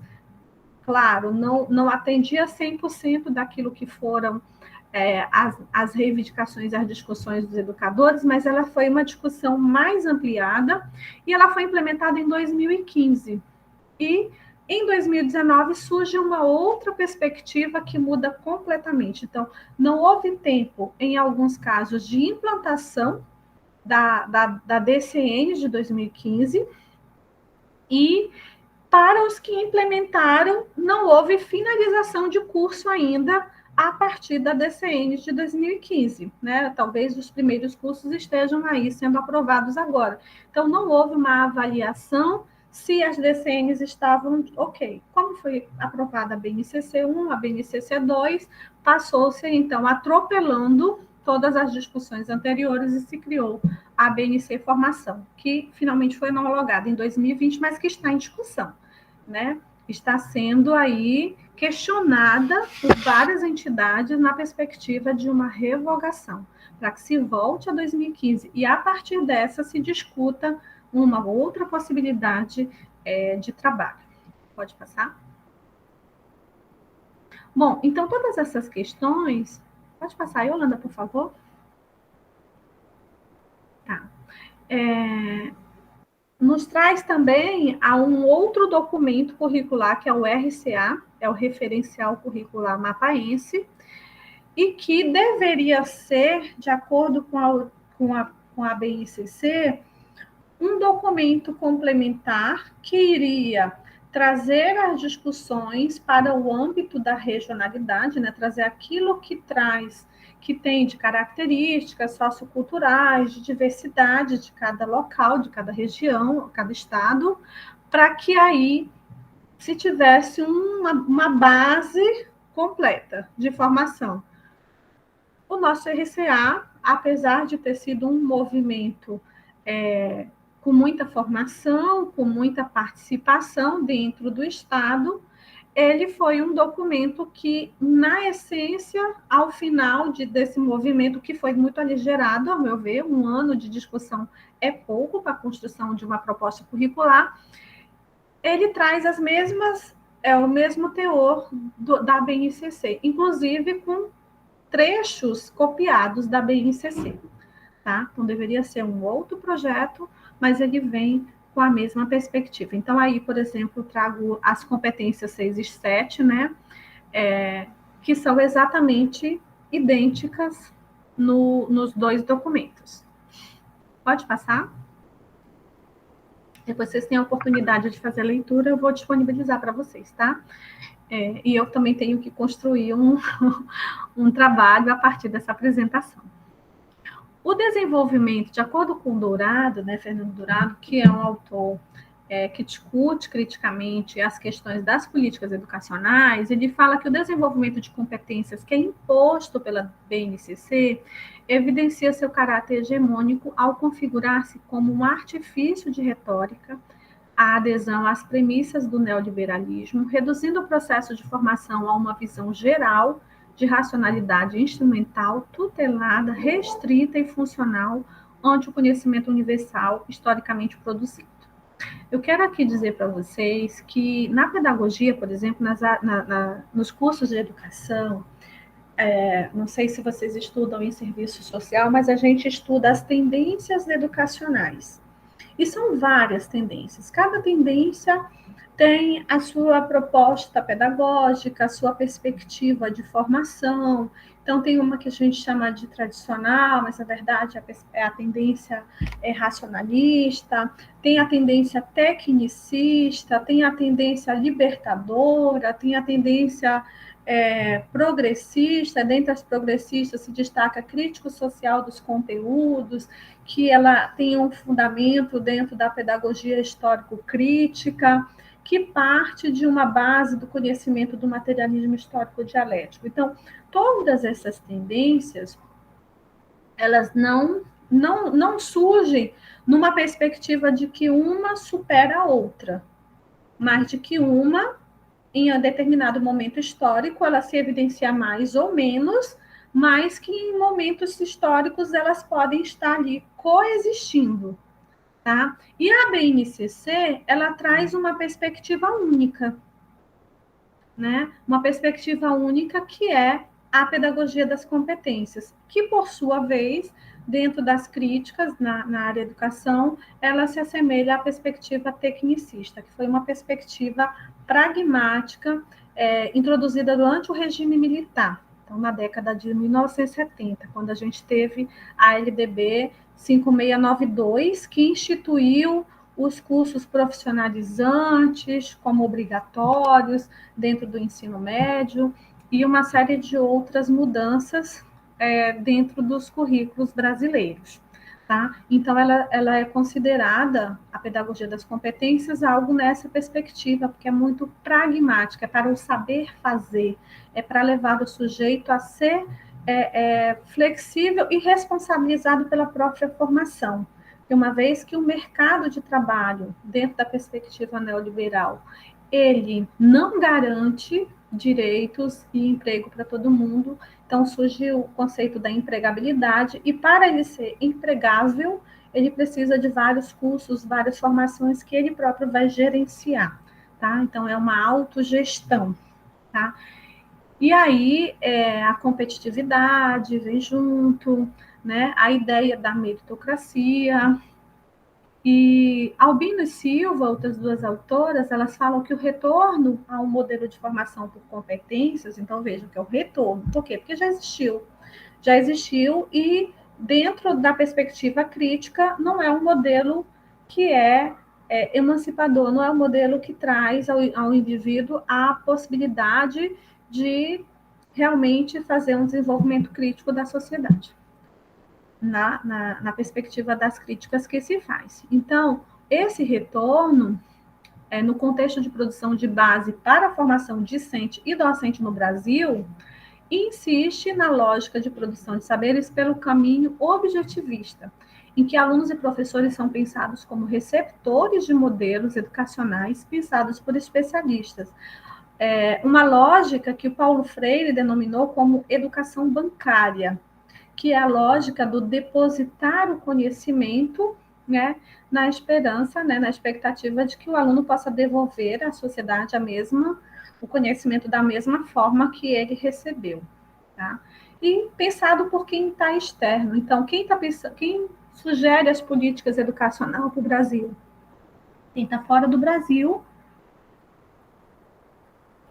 E os grupos empresariais ligados as pessoas que estão no Conselho Nacional de Educação concordam com essas políticas porque beneficiam o mercado e implementam. Saviani, que é um outro autor, que é um dos precursores da pedagogia crítico-social dos conteúdos, que é uma outra tendência, diz que a pedagogia das competências, ela se apresenta como a outra face da pedagogia do aprender a aprender, cujo objetivo é dotar os indivíduos de comportamentos flexíveis que lhes permitam ajustar-se às condições de uma sociedade em que as próprias necessidades de sobrevivência não estão garantidas. Sua satisfação deixou de ser um compromisso coletivo, ficando sob a responsabilidade dos próprios sujeitos, que, segundo a raiz etimológica dessa palavra, se encontram subjugados à mão invisível do mercado.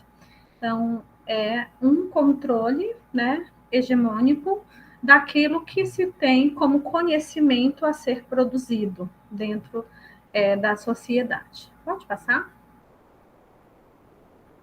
Então, resumindo, a gente entende que a BNCC ela propõe a adoção da pedagogia das competências como um pensamento único, então não permite uma outra forma de pensar e de propor conhecimentos, e apresenta-se como uma outra face da pedagogia do aprender a aprender, tem por objetivo... isso aqui já foi do Saviani, né? Foi repetido aqui. Então, a BNCC ela visa uma padronização do conhecimento, e esse tem sido a maior crítica, né, dos educadores a essa proposta curricular, porque ela padroniza o conhecimento através da ideia de um direito à aprendizagem e pela instituição de um modelo pedagógico como padrão a ser seguido, bem como pela vinculação desses conceitos aprendidos às avaliações que são produzidas nacionalmente e que não vão considerar questões regionalizadas, por exemplo, dentro desse contexto. As avaliações são um padrão. Então, como eles vão se submeter a avaliações padronizadas, o conhecimento passa a ser também padronizado. Pode passar? Bom, eu trouxe aqui para vocês um recorte pequeno de uma pesquisa que eu desenvolvi junto com outras 3 professoras, sendo uma da Unifap, professora Antônia Andrade, eu e outras 2 professoras da UFPA, a professora Conceição Cabral e a professora Conceição Santos. Nesse estudo, nós fizemos uma análise de como estava a presença das instituições privadas dentro das secretarias e dos programas educacionais que vêm sendo implementados, inclusive, por exemplo, os programas IBID, residência pedagógica, que são instituídos pelas universidades e institutos federais. E o título do nosso artigo, que eu acho que eu esqueci de colocar na referência, é as interfaces, mas eu vou disponibilizar depois. As interfaces da relação público-privada na formação de professores e professoras, a BNCC e o lugar das universidades na região norte do Brasil. O que a gente observou? Que cada vez mais a universidade ela tem sido desvinculada das políticas educacionais. E aí, os estados, as secretarias estaduais e municipais, elas estão sendo monitoradas e, vamos assim, como que a gente fala? Acompanhadas, subsidiadas por empresas, né? Estão dentro das secretarias da educação, fazendo formação, construindo junto com as secretarias de educação as propostas curriculares. Deixa eu só terminar, tá? Então, esse estudo, a gente faz um destaque, 2 movimentos. Teve um que foi até muito bacana, que foi um projeto de construção de material didático regionalizado, que a CED construiu em 2020 e que funciona ainda até hoje. Os professores do módulo utilizam esse material, mas foi uma parceria com a Undime, né?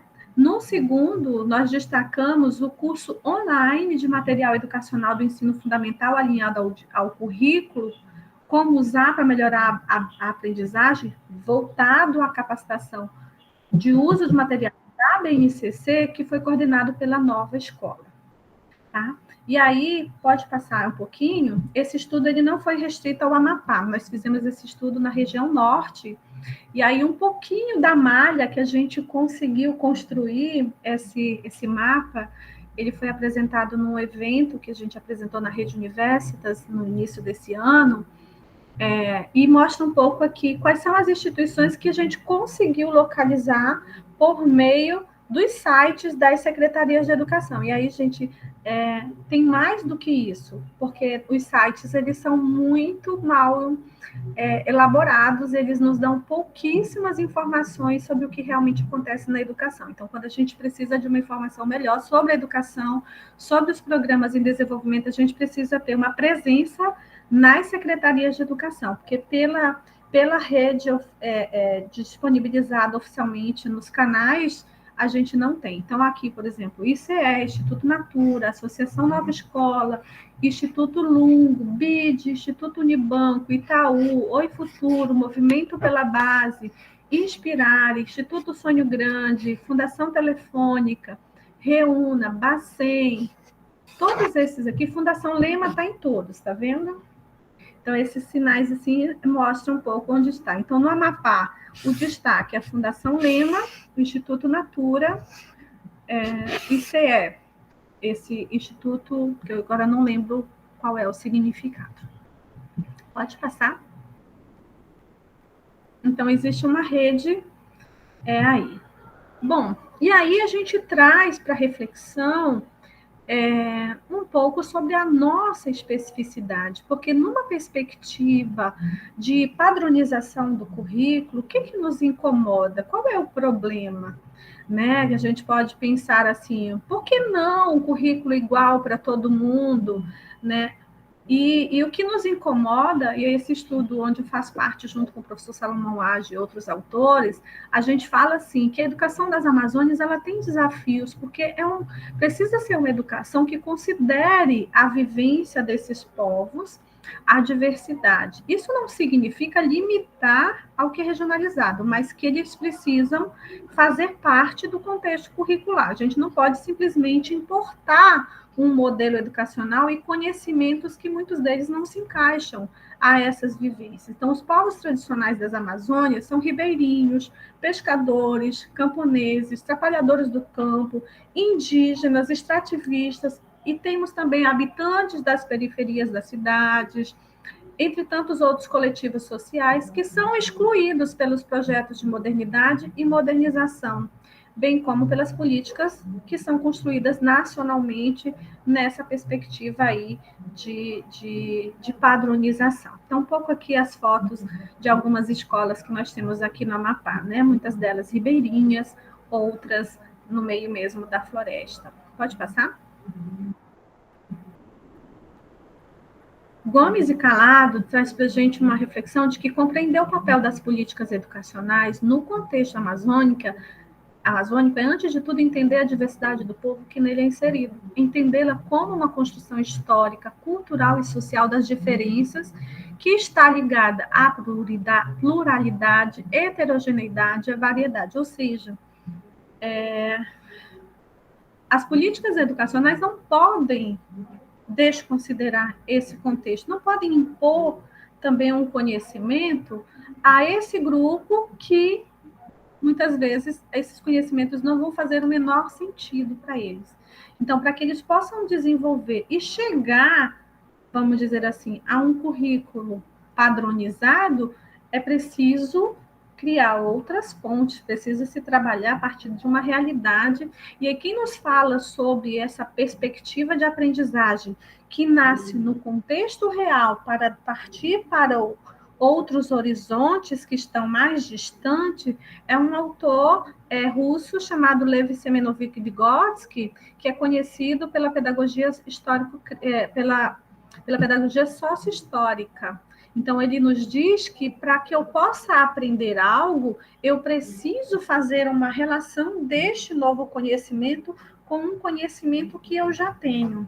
Então, quando o conhecimento ele é construído externamente, o sujeito está muito distante, muito provavelmente esse sujeito não vai dar conta de compreender esse conhecimento novo, porque ele precisa de novos conhecimentos que vão fazer as mediações necessárias até ele chegar lá. Segundo Colares, refletir sobre a Amazônia implica reconhecer a complexidade que se expressa na sua vasta territorialidade.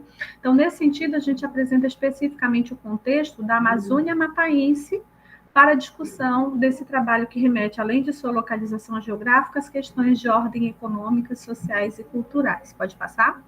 Estamos terminando. Então, a gente volta a discutir que a Amazônia precisa ter um lugar no currículo, né?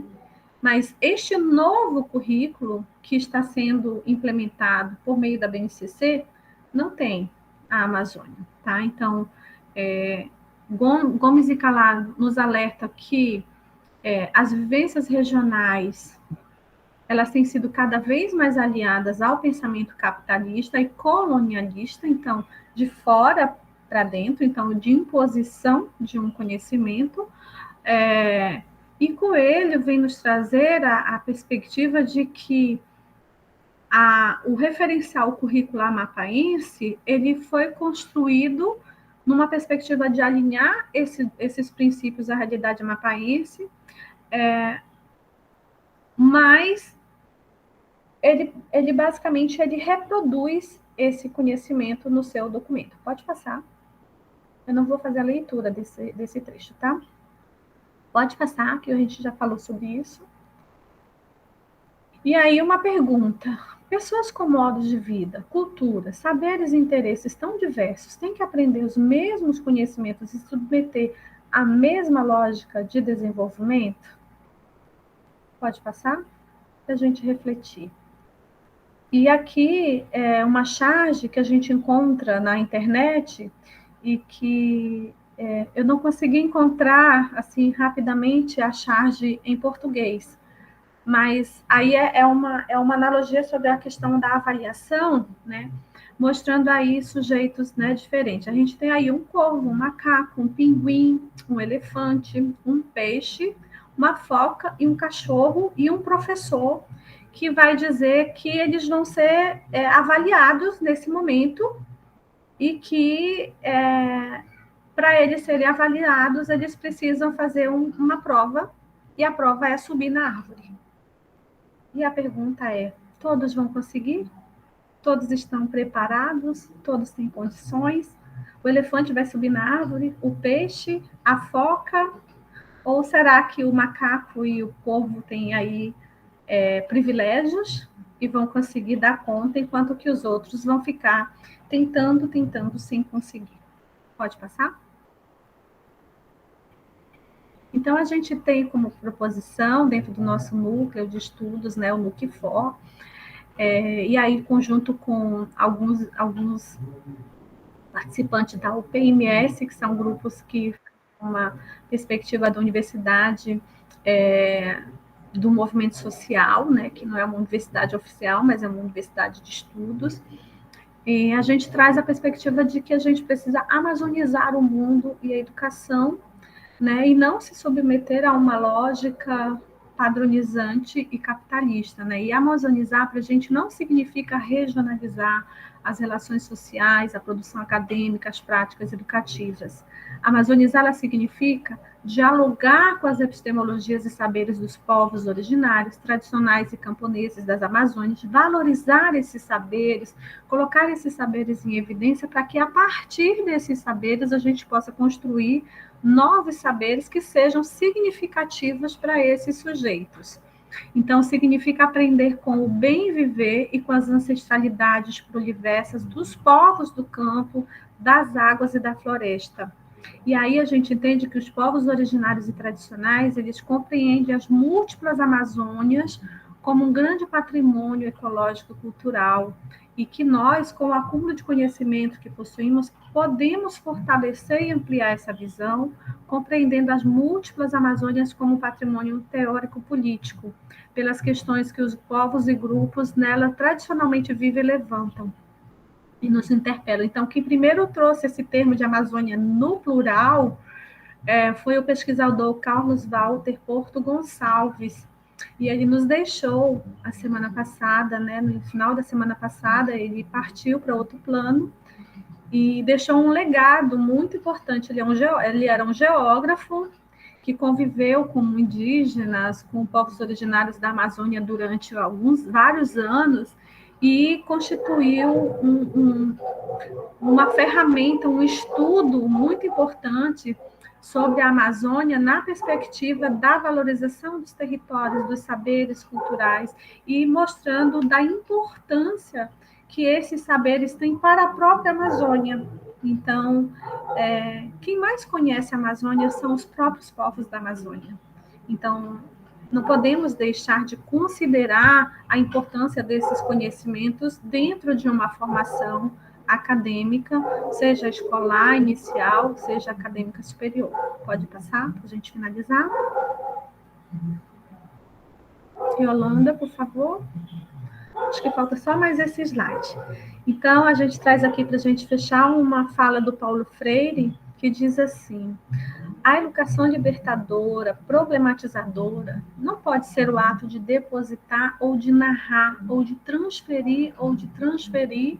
transmitir conhecimentos e valores aos educandos, como meros pacientes à maneira da educação bancária, mas é um ato cognoscente. O antagonismo entre as duas concepções, uma,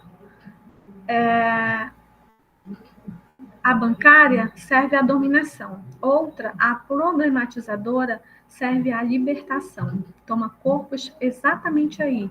Enquanto a primeira necessariamente mantém a contradição educador-educando, a segunda realiza a superação.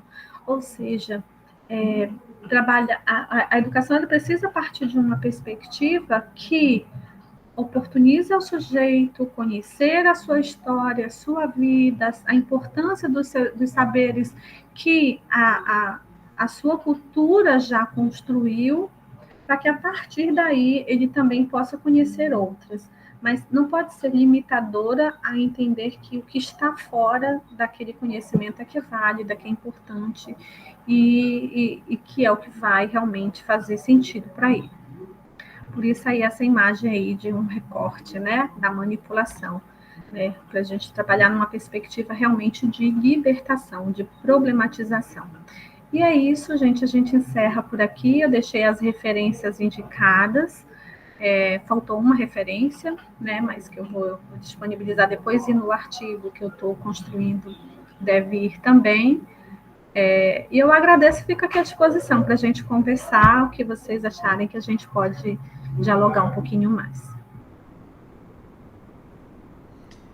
mais uma vez agradecer a contribuição, né, imensa da professora Artane, e, assim, trazendo um pouco, né, para a nossa experiência do serviço social na educação, à medida que ela foi falando, eu fui me recordando, professora, do quanto nós temos dificuldade diante dessa visão ainda tecnicista, né, ainda do aprender para fazer, quando nós vamos propor, enquanto equipe multidisciplinar, né, que atuamos na assistência estudantil dentro dos institutos federais, e às vezes vamos propor alguns projetos voltados à discussão de temas de formação cidadã, prevenção da violência, né? E temos muita resistência de alguns professores em relação a isso.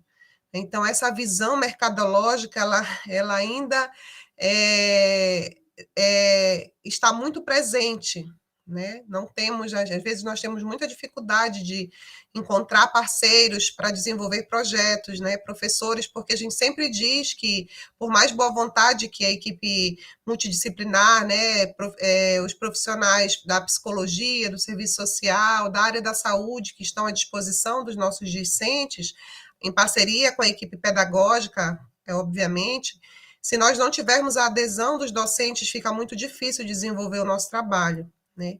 E aí a gente compreende, sim, a importância desses conteúdos do currículo, né? Mas compreende também que nós podemos contribuir com outras discussões, né? Inclusive, a partir da nossa visão, como a senhora colocou, dessas desigualdades que se apresentam. Então, nós temos a realidade, né? Conhecemos a realidade dos nossos alunos, intervimos de forma, muitas vezes, em situações que precisam ser feitas intervenções individuais, mas há questões que a gente compreende que, através de projetos socioeducativos, fica muito mais fácil de trabalhar, né? Mas a gente ainda enfrenta algumas resistências. E aí, a gente vendo essa discussão que a senhora traz em relação ao currículo, a gente compreende um pouco também o porquê, né, dessa dificuldade. Então, a gente agradece, e nós temos um tempinho ainda, né, para questionamentos, para alguma contribuição que os colegas que estão aqui presentes nesse encontro tão importante, né?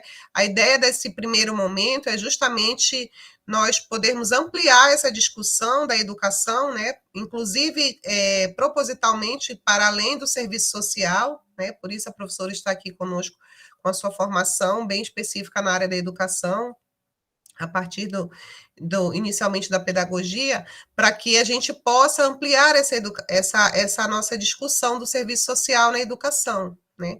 Porque é o que eu sempre digo, nós, enquanto instituição, a educação vai refletir a sociedade, né? Então, nós vamos enfrentar na educação todas as questões sociais que se apresentam na sociedade, elas vão estar manifestadas na escola, né? Então, e a escola tem um papel fundamental, né, nessa questão do enfrentamento de situações que nós vivenciamos todos os dias, de violências, de conflitos, né? E os nossos alunos, por isso a importância dessa implementação e execução da lei, né, do serviço social e da psicologia na escola. A gente sabe o quão urgente é isso, né? Então, assim, até a partir desse encontro, verificar que no Amapá nós temos um número baixíssimo de profissionais de serviço social nas escolas. Isso, para a gente, diz muito, né?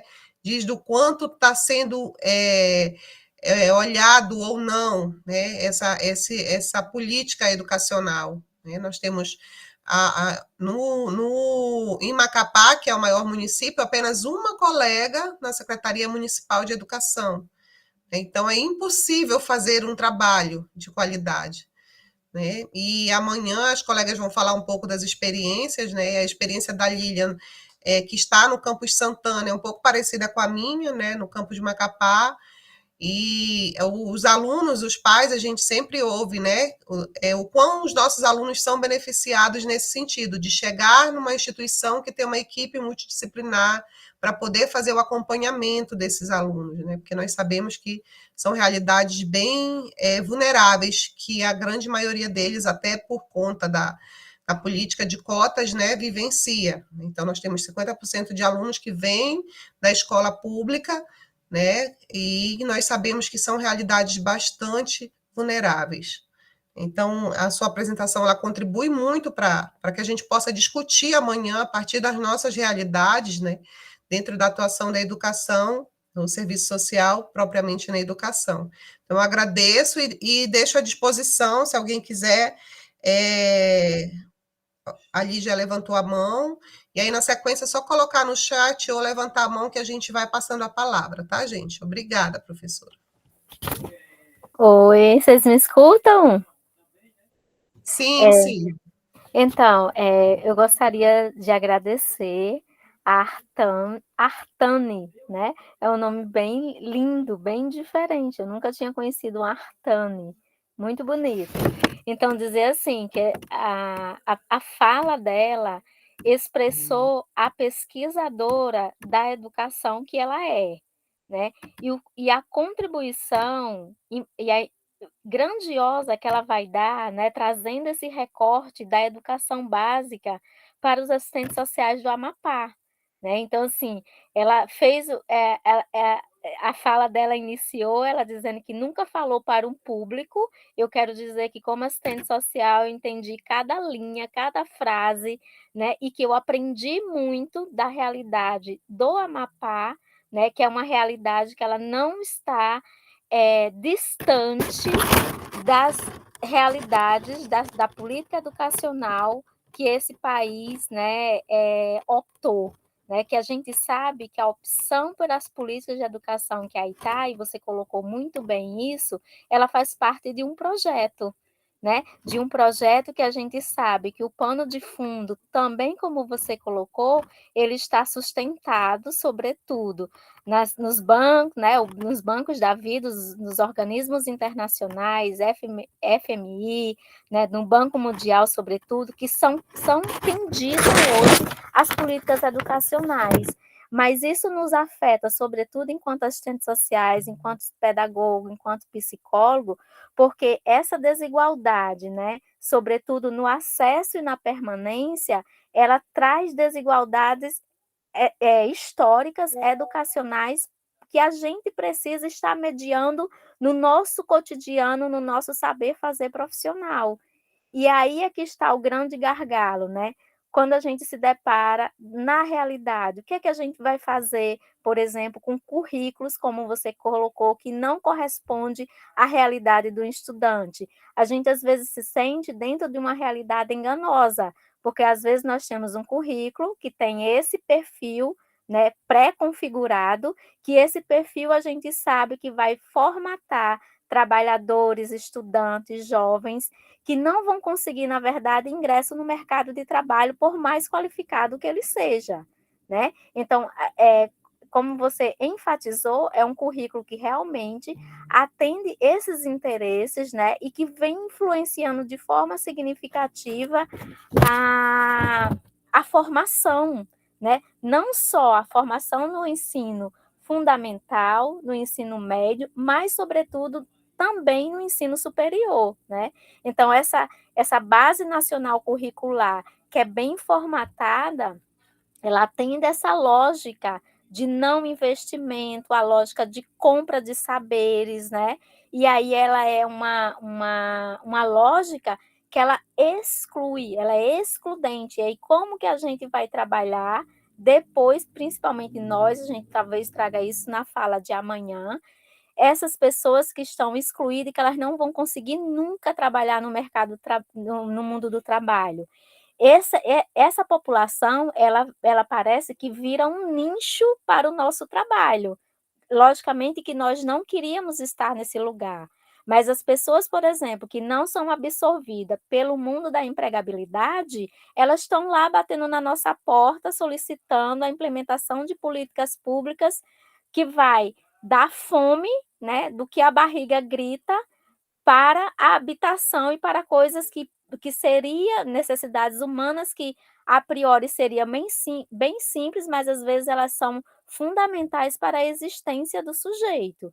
Então eu gostaria muito, em nome do GPS, né, da professora Eliana, do professor Ney Almeida, do Felipe, de agradecer muito, da professora Adriana, de agradecer muitíssimo a exposição, Artane, da tua lindo teu nome, né? Enfatizar isso. Que eu fiquei muito feliz com a sua apresentação, traz muita contribuição, de fato, desse recorte do que é essa educação básica no Amapá, né? Quando você colocou que o Amapá, né, o IDEB é um dos menores, né, em relação ao ensino médio, isso diz muito o que é, por exemplo, esse isolacionismo proposital de estados, por exemplo, como da região norte, né? Então, assim, é muito significativo. Eu agradeço muito, né? E vou pedir licença a todos os presentes, porque eu vou ter que me retirar, não vou poder ficar até o final do debate. Vejo vocês amanhã, porque eu tenho um compromisso agendado que eu não posso me furtar dele hoje. Tá bom? Tá, Lígia, antes só de você sair, só queria te falar que eu ia falar no comecinho, mas eu esqueci. Você é de Roraima, né? Eu conheci Boa Vista no passado, tenho grandes amigos aí em Roraima e me apaixonei. A cidade é linda, o povo é maravilhoso e quero voltar assim que possível. Então, tem uns colegas, né, que a gente faz pesquisa junto, inclusive, já participei de várias bancas. O pessoal aí de Roraima, a gente tem um carinho muito grande, viu? Então, quando eu for aí, eu vou te avisar para a gente se ver. Venha Vou mesmo. te avisar. Eu devo ir para a Amped mesmo. ano que vem, que vai ter a Amped Norte em Roraima. Quando você. Aí a gente vai. Eu digo que o serviço social é uma célula, né? E a pedagogia tornou-se também essa nossa célula de extensão. Então, quando você vier, já se sinta abraçada, né, por essa cidade, por mim, me avise, fale que vai chegar, que aí a gente vai trazer aquele calorzão daqui também, né, para te recepcionar. Tá bom? Maravilhoso, povo daí. Só pedir a Lígia rapidinho antes de ir, antes de passar a palavra para a Alessandra, que levantou a mão, a Yolanda pediu para a gente abrir as câmeras, quem puder, por gentileza, para nós fazermos uma foto antes da Lígia sair.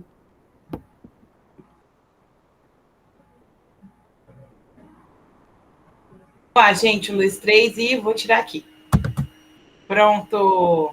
Aí, obrigada, valeu, Yolanda. Obrigada, gente. Obrigada, pessoal do GPS também. Maria Lúcia. Tchau, tchau, gente. Maná. A gente se vê amanhã, tá?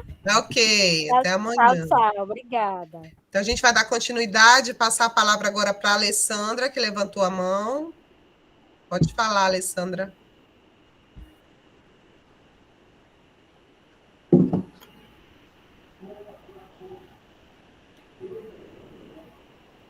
Oi, Alessandra?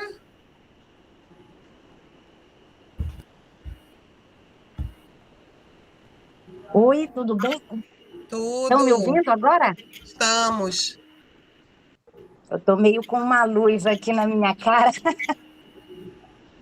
Então, dizer, né, primeiramente, boa noite a todos, né, parabenizar pela organização, coordenação, né, desse evento, né, que aí ocorre nacionalmente também, né, aqui no caso do Estado do Amapá, o primeiro encontro estadual de pesquisa, e que tem aí como ponto central a tendência do trabalho de assistentes sociais na educação básica, né, uma luta aí que não é de agora, né, uma luta que já tem uma história, e que eu gostaria de destacar, né, principalmente na fala, complementando a fala da Lígia, né, a destacar a dimensão investigativa que particulariza o exercício profissional, né, de assistentes sociais e que pode contribuir aí para a compreensão das condições de vida, de trabalho, né, e de educação da população com o qual atua e requer também a adoção de procedimentos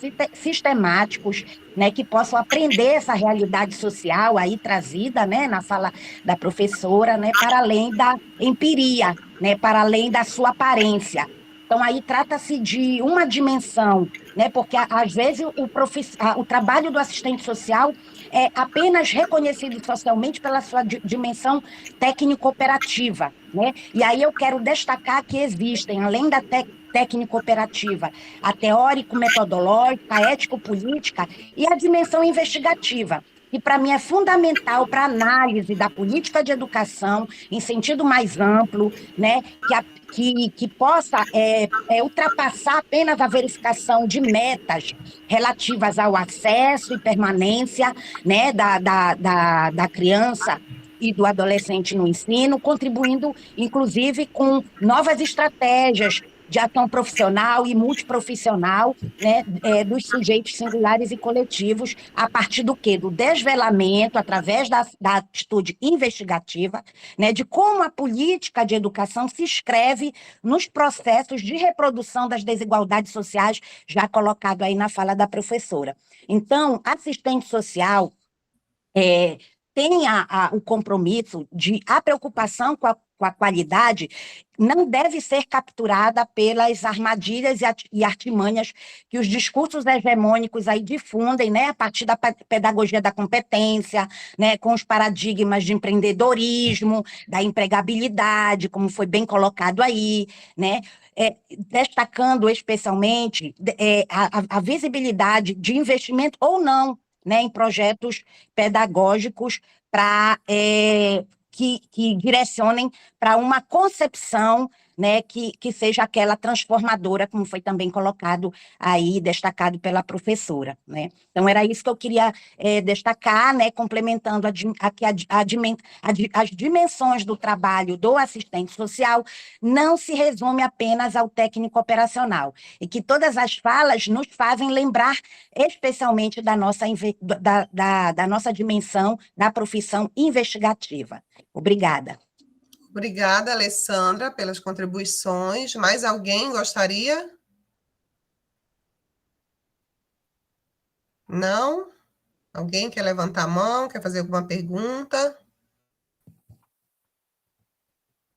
Naná, pode falar.